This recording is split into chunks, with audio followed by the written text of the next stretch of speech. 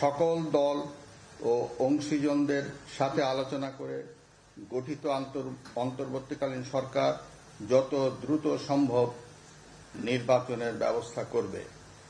বৈষম্য বিরোধী ছাত্র আন্দোলন ও বিভিন্ন মিথ্যা মামলায় আটকসহ সকল বন্দীদের মুক্তি দেওয়া হবে।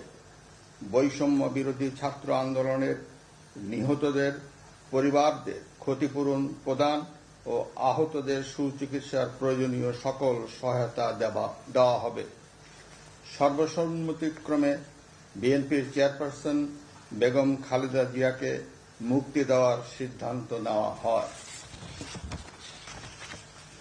প্রিয় দেশবাসী, আমি দেশের আইন শৃঙ্খলা পরিস্থিতি স্বাভাবিক করতে এবং লুপ্তরাজ ও ধ্বংসাত্মক কর্মকাণ্ড বন্ধ করতে রাজনৈতিক দলগুলোর প্রতি আহ্বান জানাই।